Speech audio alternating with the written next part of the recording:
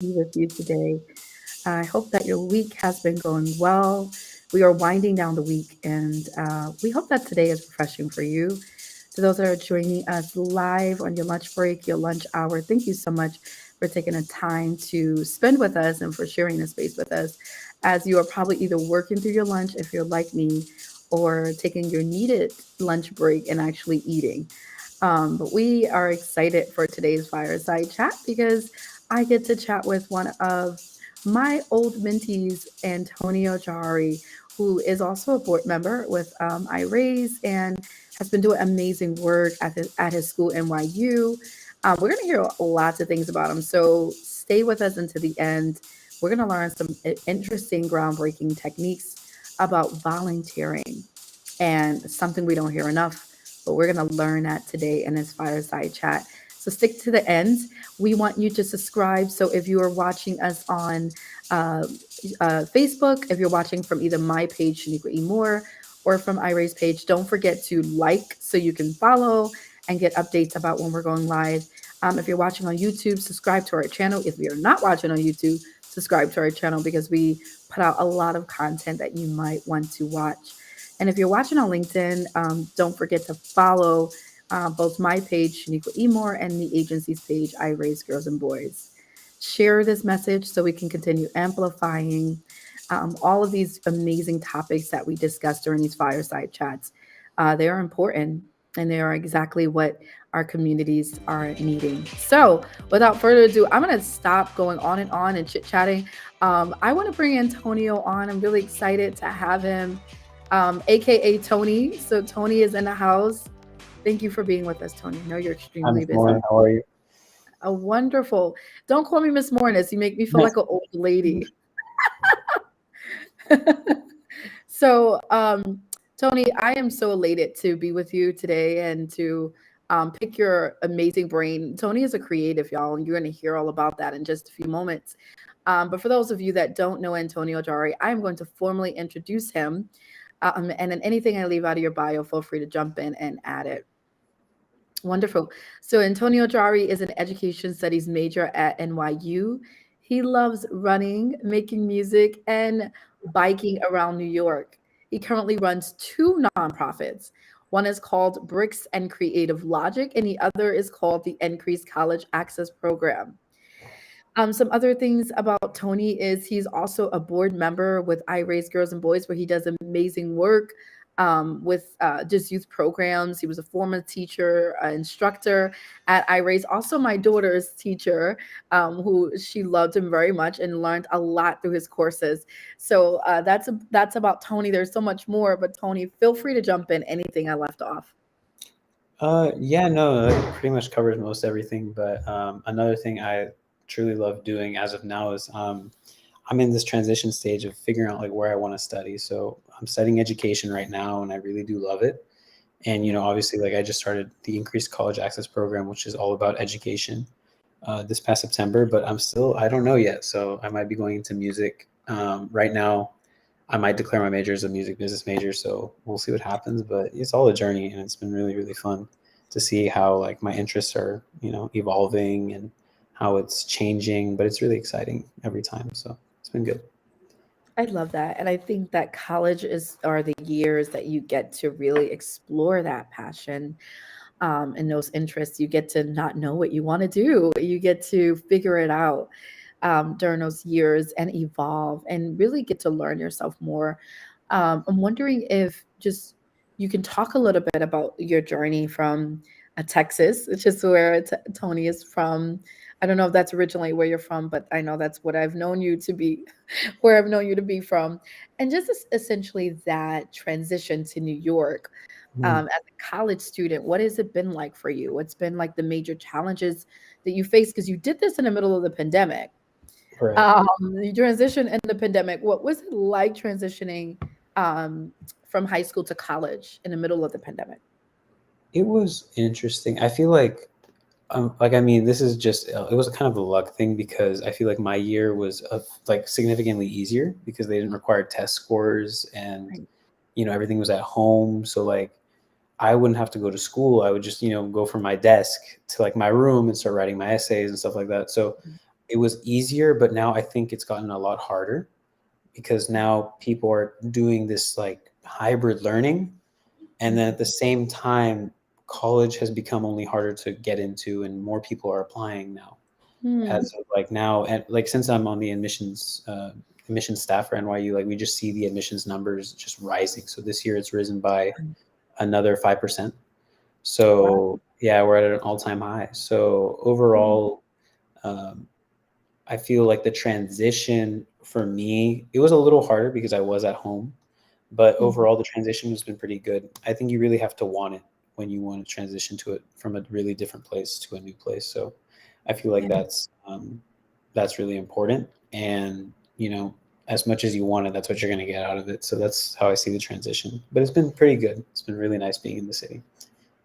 You do so much, Tony, and I'm just always astounded at your work and at how much you juggle on top of being such a young person. Um, and I know that when you see someone like yourself that has all these responsibilities and just interests, it comes from a place. And I'm wondering if you can share your journey with us. What it was that thing or that person that really inspired you into being a nonprofit business founder and CEO and all the other great things that you do. I would say like when I was in high school, I really connected with my history teacher in my sophomore year, and he's like become like my mentor. So for like a lot of things I do, he's really inspired a lot of my decisions. Like he helped me decide to go to New York because I thought I wasn't ready, but he was like, "No, I've known you for like 5 years now. I know you're ready." I So love that. he's really given me the ability to be like, life's really just a playground. So whatever you can do, just throw your hand at it, see if you're good at it. So for me, like I like throwing my Mm. hand everywhere. So, it depends on how how fearless you are to attempt like something new. Like in the beginning, like running a nonprofit, I was like, that's like a big deal. Like Oh, I yeah. don't know if I can do something like that. And I all of a sudden he was like, why are you scared? Like it's the worst thing you can happen. You're so young. Like you have so many years ahead of you to Mhm. recover. And I was like, yeah, you're right. And as I've gotten older, like now I'm almost 20, which is like crazy to me. But Mm. still like I still have that same mentality is that life is so large for us Right. that there's so much time to like you can fail and Oh, that's yeah. it. Like, you have so much time to recover. So there's no I don't like that's how he inspired me. He was like, if you're just fearless, like you just don't like you don't really care if you're gonna fail or not, like you'll be fine. So that's how I've like really approached a lot of things that I do. And it ends up going well because if you go in with that fearless mindset, people recognize that and they give you opportunity. So that's how it happened. And it translates to everything. Like for what I've recently seen in my students that I've been mentoring to write their college essays, the ones who are scared, you can read it. Like you don't have to look any further than the words they've written on the page and you can tell their personality. And for college admissions advisors and all that, they can see that very clearly as well. So it comes out in everything you do. So yeah, So fair essentially it's a language. Um, because if you can see it in the writing of someone, yeah, then it's essentially a language that someone has adopted or adapted and yeah, has essentially taken on. It's also a mindset, right? It's a way of thinking, and some people are not even aware that they have a fear-based framed mindset. And I love the idea of living fearless, but can you talk a little more about what does fear look like in writing, especially yeah, in your role at NYU? yeah, for sure. So I feel like when I see someone who's scared, like I personally, like even when I read my own drafts for like essays that I've written, usually the writing for me is scattered. So like there's a good point, there's a good message, there's a good idea. Usually that's how a lot of people are. They have a great idea, they have a really, really good message. But it turns out that the writing quality in itself is like really scattered. So how are you organizing the ideas? How are you presenting the ideas in a formidable manner so that people can understand you? And when you're fearing something, I mean, at the basic level, fear is like the survival instinct. Mm, And, people have one goal, and that is to survive. So when it translates into your writing, the writing is pretty scattered and it's just trying to, establish everything that you've thought out, all your ideas, and nothing more. It's not trying to make it eloquent. It's not trying to make it, it's just doing the bare minimum. And Wow. that's what fear is. So it's just doing the bare minimum to survive. And that's how I feel when I read someone who's fearful writing, or I read my own fearful writing. That's when you have to like really get over that, because then if your ideas aren't able to be translated to the world, or spoken to the world, who's going to know your genius? So that's why I feel like it's almost something that's in your mental mindset and language. What do you believe are some of the factors that are causing college students, young people, to be afraid? What is the fear factor? What's the root cause of that in today's world amongst young people? I see it as like a really big, like I'm seeing this in myself right now. Like music is not an easy place to go into. Um, and I feel like a big thing for me is that I'm like, oh, if I fail, like, how am I going to eat in the future? How am I Mm, going to like make my parents proud? How am I going to do this? So like, there's a lot of expectations that I feel like Gen Z and a lot of other people who are in the younger generations right, are setting for themselves. right. Like a lot of second generation immigrants are now in the United States, and Mm, they're like, wow, my parents provided so much for me. They're paying this huge tuition. I have to pay them back in the future. mm, And like, I have to make sure that my parents never have to work a day in their lives once I make mm, it. So like there's all these expectations that people are setting for themselves, which is right. not a bad thing. It's really, really admirable. Like the things that I've seen, a lot of my friends who are second gen migrants as well are, setting for themselves. They're like, I want everyone in my family to have a house that's paid off, which is an amazing thing. And I'm like, you can definitely do it. Like like some of these people who are so smart, like I'm like, I know you can do it. But the Right. problem is like that's setting, like if you fail, look at the failure, you know, like, let's say a student is aspiring to become a musician and they're like, I don't want my mom to work a single day in her life for the rest of her life. Right. And they end up failing, like then their mom has to continue working into her 70s. So like the failure is becoming bigger and bigger and Mm, bigger. And that's right. causing students to, fear failure more and more and more, causing them not to be able to do what they want or what they like, but going towards like safer options, like becoming a doctor. So that's what I see is like a cause and effect. And there's nothing wrong with being a doctor and engineer, obviously, but is it something that these people want to do? I don't think everyone wants to be a doctor and engineer. Right. Right. So I feel like the expectations of failure are just becoming so large that it's harder and harder to ignore. So people are flocking towards safer careers or not doing what they love because they don't want to fail. And that's Mm. bigger than what they love. It's a really interesting, and when I see Gen Z, which is the generation that you're of, love your generation, by the way. And what's interesting to note about Gen Z is that Gen Z they're now hitting their 20s, so Right. they'll be parents and married in the next maybe 3 to 5 years. Our Gen Z will be our new parents. Right. Um, and I think it's really interesting and just understanding generations that Gen Z is going to make up most of the workforce in the next 10 years. And so much of your ideas in this generation will be relevant.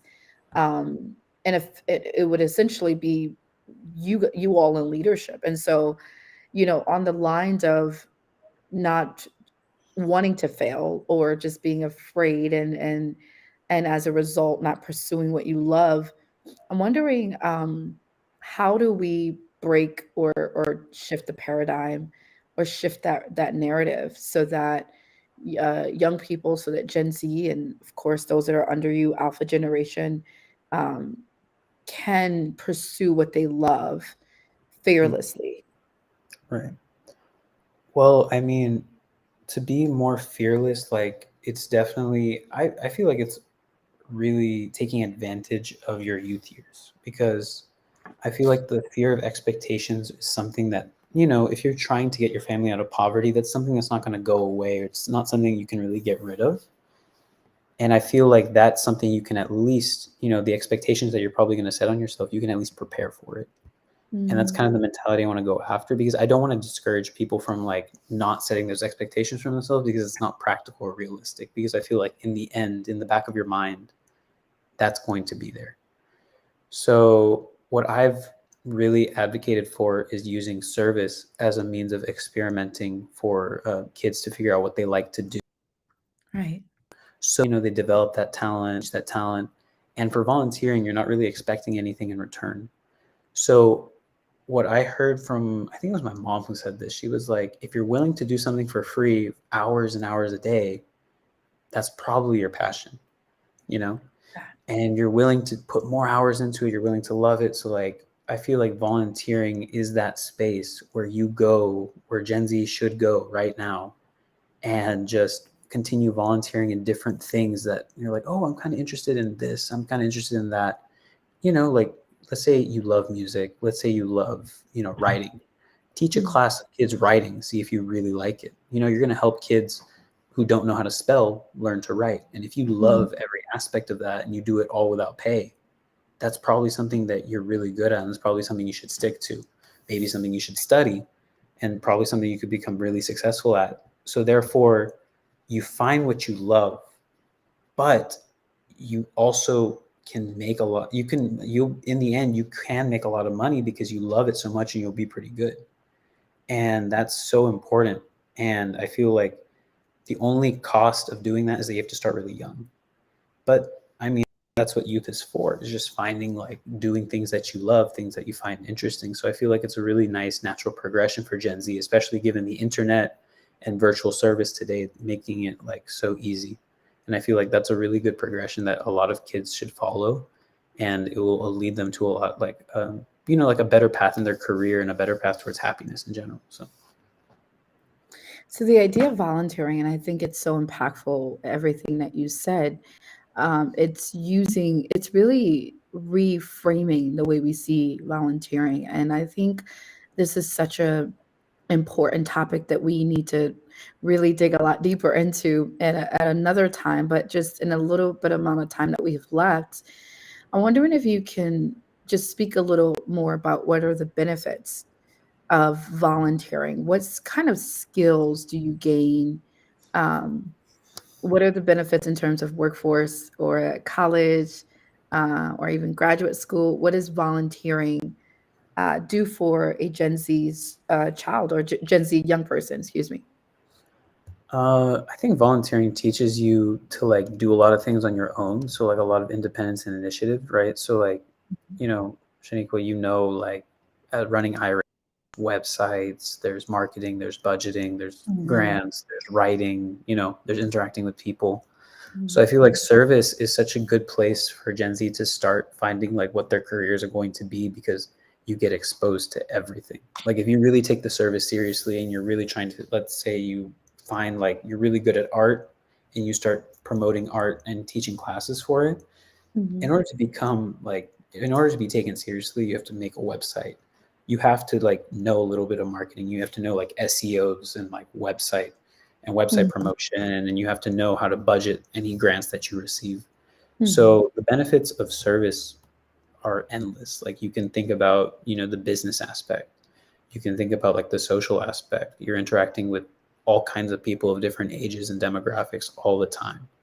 And this Right. is being realistic, right? Like, you might be on the phone with a parent trying to get their kid rolled in your class. Mhm. So you're interacting with so many people and you're learning so many different skills within service that it's such Mhm. a priceless thing, and it's free. Like, you don't have to pay to do service, which is an amazing thing. I Right. think um, I said service is my best tutor ever, Well, because it's taught me everything that I know in terms of, like, wow. writing schools and, writing bios. Like, that's so important. Like, having a quick synopsis of yourself is so important. Yes. So I feel like service has endless benefits of anything you can think of. But the main things I can really just, like, summarize now is the social aspect, interacting with all kinds of people, Right. the business aspect and marketing. Mhm. Like, you have to, like, really invest inside of that in order to become successful within service. And the third part is just learning, like, what you love to do and finding what you love to just do all day long without, having any compensation. So yeah. I love those things. The what I heard you say, which I want to lift up, is that the benefits are endless when you volunteer. And I want to also share my story. I started volunteering in high school, and it kind of was sort of a part of what we had to do. So no bad choice, but it really did something for me. But I think my most meaningful experience of volunteering was in college, and that was my freshman year. At Nyack College, shout out to Nyack, those that are from Nyack watching. And it was my freshman year, and it was a call to go to South Africa. And I was like, "There's no way I'm going to Africa. I'm not going there." Like, just, I was really mad at them for even presenting the idea. I was just really just upset. How dare you give us an opportunity to go there? But I think more importantly, it was because I felt like this was something I was supposed to do, and I just didn't. I doubted myself. I was afraid. We talked about fear, and so I said, I really feel compelled and called to take this trip to South Africa. I don't know why. And I remember even being really emotional during the presentation because it was centered on kids that were in sex trafficking, human trafficking, and orphan children. And it really just touched a part of me that was so deep, and it really spoke to me. And I said, I wanna go. I don't know what I'm gonna do, but I'm gonna go. And so, of course, I think I'm like 18 years old. I'm like, I have no money. I'm a broke college student. So um, I went back to my church, and they raised all the money for me. I think they had like a dinner or something, and they raised money, and I had more than enough to not just go, but to spend money in South Africa. And I was able to go. I spent about a month out there, and it was the most life changing event that I've ever had. Life changing experience, excuse me, in so many ways. It is why I'm doing what I'm doing. It is why I went into social work. It is why I am passionate about impacting governments and communities of color, and why we will be launching internationally as well. Because that experience and volunteering really, it made something in me that was living, that was somewhere very deep. Until the right time, it almost like made it come alive. And I think that's what you're talking about, Tony, is when you volunteer, it speaks to your DNA. It speaks to what you were purposed to do. It speaks to what you were born to do when you're volunteering in the right place. And that is the benefits. It is nothing better, is what your mom was talking about, than doing what you love to do, because doing what you love to do is doing what you were born to do. It is natural, which is why it's effortless and why you're not thinking about time, because time is going by. But here we have a very interesting conflict that exists in our society, and that I hear you also talking about, that exists within Gen Z, and that is doing what you love or experimenting with what you love versus what's safe. And I think Mhm. that is a lot of what we have seen. I think my generation, and I'm a millennial, my generation, we really, I think, try to trailblaze a lot of things and set trends and change narratives. And so when I hear you saying, Tony, you're a Gen Z, that some of you are really playing it safe, it breaks my heart, because I believe that we need Gen Z, young people, to change systems, to think innovatively, to be problem solvers and critical thinkers, and to be fearless, to be able to make the decisions that we need, and to continue on the work that we've started, in the millennial generation, that we're still working on. We need your partnership. We need you to work with us in these things. So, all that to say, and I know that was a lot, but volunteering and that experience that I had changed my life forever. So I want every person that is watching to really think, whether you are, running a business, a leader, a student, a social worker, educator, pastor, whatever your respective roles are.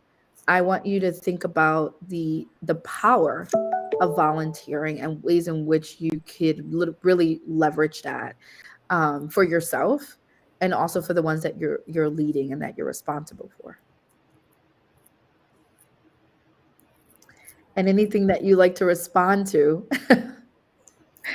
on what I just said, Tony, feel free Yeah. to. Yeah, I mean, overall, I feel that No, I was just like kind of like in my thoughts, just thinking about like all the service that iRaise has helped me out with, and everything that's been going on. Yeah, no, I just feel that leadership is so important for this generation because I do think that Gen Z's kind of taken a back seat, Mm, and yeah, like now that the millennials have done all the things, taken a bunch of risks, I yeah. feel like Gen Z is like, oh, we now have to compensate for that, and we have to like really just buckle in and work. You're And I don't feel that way. I feel like it should be different. I feel like it should be like, just as iRaise does it, like there's different classes for like everything. Like a kid can do really anything. And I just feel like that's so important. So overall, like we just need leadership, and we need, and by leadership, that's such an abstract thing, but I feel that leadership is also something that can be very concrete, where, yeah. someone in our generation just needs to go and be like, people need to be able to take the risk. Mhm. And, you know, if the risk doesn't work, you know, that's part of finding what you want to do. Yeah. And I feel like a lot of people die a thousand deaths where they end up doing something they don't like to do, but they are successful, Mm. but they end up being unhappy. And Oh yeah. that develops, like, if you're depressed and you're rich, is it worth it? I don't know. I don't have the answer to Mm. that. So Yeah. it's just like these one of two options, but I do feel that taking the risk is worth it. And Mm. the last thing I'd like to end with on my end is that a lot of things I've heard from like my friends and a lot of students I've interacted with in the admissions office is that they would like to do something safe for a certain amount of time, retire at 30, and then like go after their dreams. And This I was generation is something else, y'all. They want to retire right. at 30. They I want to love retire at 30. They want to make a lot of money. Like I know a lot of Mhm. business students who are like, I just want to be an investment banker for like 5, 6 years, and I'm just going to do whatever I want after that. Do what I And love. I'm like, well, if you're Mm. really aiming at your dream, you wouldn't make it wait. And, Wow. so if you really want your dream, you wouldn't make it wait. So maybe your dream is being an investment banker if you truly want to do that right now, right? So, or Mhm. maybe like it's just a variety of things, but I do feel that this generation needs to take a lead and be intensely driven towards what they really want to do. They really need to take leadership in their industry. They need to take leadership in their fields, and they need to be like, no, I can do this. Mhm. So those risks are so important. But yeah, that's my general message to everyone. Is just the I risk is. I had to exhale. If you probably everyone noticed, I took a deep breath out, and that was because you know I went off too in my thoughts. We're thinkers. When some of the brilliant minds we're thinking about 40 things all at once while we're doing these live talks and engaging with you all. But one of the things that you said, Tony, that really stuck with me that I'm going to really think about even after this is you won't make your dreams wait, and don't make your dreams wait. And I think that a lot of times we live in a generation where not only are we making our dreams wait, but we're pushing our dreams off and we're ignoring them. Yeah. And there is a poem by Langston Hughes that talks about a dream deferred. Mm, And it's something when a dream is deferred, it really does something, it becomes a nightmare yeah. because it's almost like you're putting off what you were called and born to do, but because of things like one insecurity and safety and being afraid, and the life has taught you that everything is, don't trust it, or be afraid or be fearful, you can't take risks, or people like me, well, it will never happen for people like me, or it's, I don't deserve this, or so many other negative thinking traps. It really arrests people from really pursuing their dreams. But if we come from that lens and that framework and adapt that mindset and that way of thinking, I'm not going to make my dreams wait, excuse me. I'm wondering how different the world would be. Um, how many solutions would evolve and arise from amazing people like you, Tony, and other Gen Z and other generations, um, if we actually pursued our dreams? What would the world look like? I personally think that we would have like a lot more. I mean, in a world where people didn't push off their dreams is almost living in a world with no fear. So that would be a very different, I feel like that'd be a very different place. But in terms of like the solutions and the things that we would have, and like, that would be different from now, I think would be dramatically different. It would end up being a world that would be, I think, significantly more advanced Wow. than is today. And a world where I think life would not necessarily be easier, but I think it would be pushing the envelope. Like I think we would be, beyond, way beyond Earth by now, right? Like if it Wow. was in a world without, where people just like caught their dreams right, as soon as they had them. I love it. I feel like, yeah, I think we'd be in a world where, you know, a 20-year-old is running for a presidency, or Absolutely. like our whole government is full of younger people, Mm. where hospitals are no longer a necessity because someone has created something that everyone can have. So these are like bigger dreams, but I feel like in reality, prison would not be something that would be prevalent in our society if people really just achieve their dreams. Wow. And all of these things, like military, would not be something that would be necessary. Mm. So it would be a very different, I think personally, a much better society, but it's something that we can really start. And I feel like, I hope Gen Z is the start of it, because I feel like it's really down the middle right now. It's like a lot are trying to play it safe, Mm. trying to make up for like maybe their parents' risk, Right. and a lot of the others are using the sacrifices that their parents made to take the risk. So I feel like I like referring to our generation as like, a flip of a coin, or a coin. So we don't know which way it's gonna go, but Mm. I hope it's for the latter, the one that's gonna achieve what we want to do. I love that so much. I believe in that world, and the possibilities are endless if we all go after our dreams and pursue it. One last question for you, Tony, is what can my generation offer you that you need, that your generation feels like it can benefit from? How could we support you all and really in that flip of a coin, or just support you all and that push towards pursuing after what you love? I think it's like two things. I think it's one specific thing, but that resonates in a variety of different aspects of stuff that could be provided. I feel like it's mentorship is the main thing that we would use. But then within mentorship, that requires like no judgment, that requires like no, it requires like a push. And I Right. feel like the expectations aren't something where, if I don't make it there, it's not like, oh, wow, you did a pretty bad job. It's like, I think it's more forgiving. It's more like motivational. So I feel like mentorship is the most important thing that could be offered by the previous generation, Wow. because a lot of Gen Z, what I've seen is just they're looking for the approval of like everyone older than them. You Mm. know, I used to be in that trap with my family, like which I had to really work out of before going for Mhm. college. But I Mm. feel like it's looking for a lot of approval, and I feel like a mentorship is a good middle. Like people want to make their mentors proud, but they're Yeah. not doing it for their mentors. Right. So I feel like that's a good balance, and something that a lot more adults should offer to children, especially teachers, especially like, learning professionals, and even administration, I think would be a really good like mentors. So mentorship, no judgment, and this kind of motivational push to like make us proud, but don't do it for me, do it for yourself, and really instill that kind of internal drive through kind of this, friendship between our generations, rather than people setting expectations and then us trying to see if we're going to fail or not to make them come true. So Mhm. We have to find a way to come together better across generations, because we need you guys so much more than we acknowledge.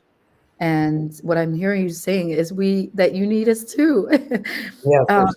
you need us to mentor you all and to coach you and inspire you and not be judgmental, and give you room to fail, give you room to take risks and to make mistakes, because that's what we did, and we needed our the generation before us to do the same for us.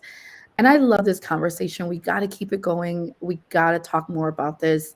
I do want to put I do want to put a plug in really quickly and do mention that iRaise provides a number of mentorship programs And so, if there are parents or providers or social workers, CBOs, or principals or educators that are watching, or if you're a young person watching and you're looking for mentorship, I encourage you to visit our website and check out the mentorship programs. They are free of charge. We have a traditional big brother, big sister mentoring program.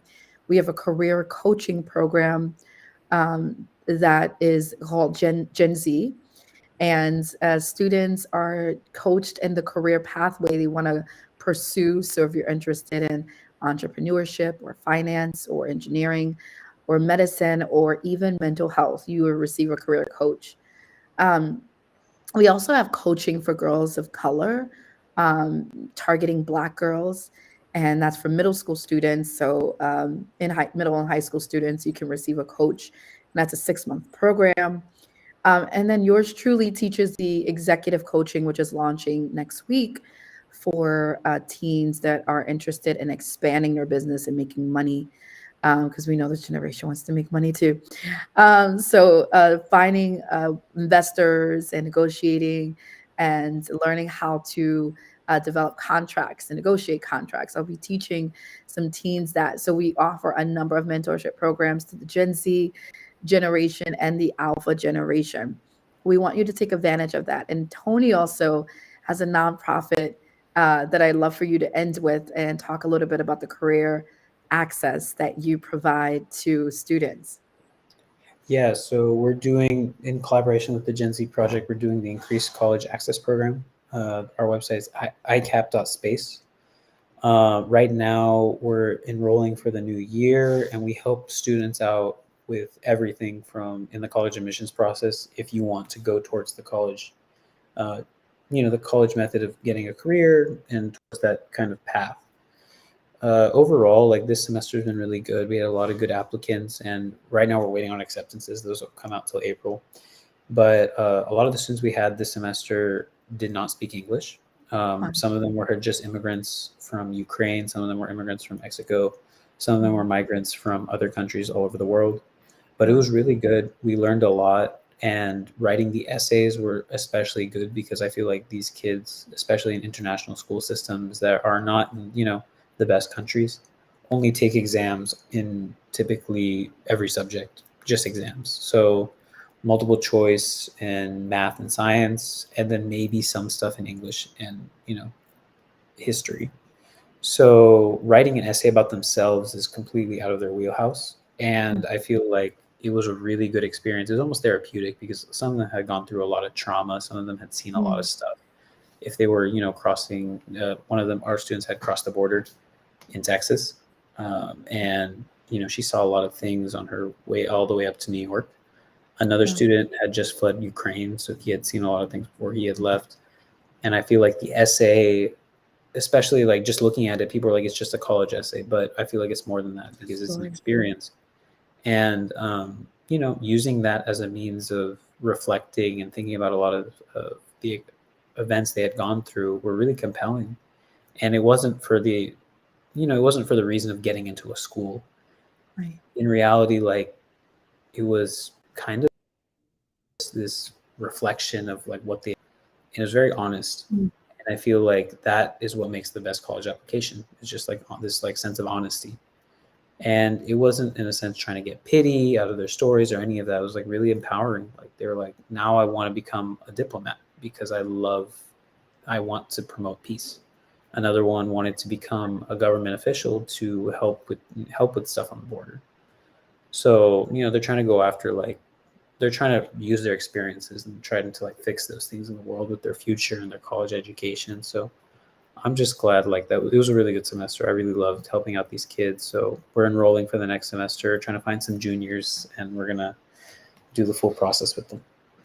Well, you got some juniors that I raised, so we're going to be partnering with you for the next cohorts, and hopefully we'll get our HOP Health Opportunity students registered through your program so that you can help them get into the colleges of their dreams so that they can pursue them too, and help them to use their story as a platform to really connecting to the schools that they want to be in. So I'm excited. There's so much great work, so much greatness going on.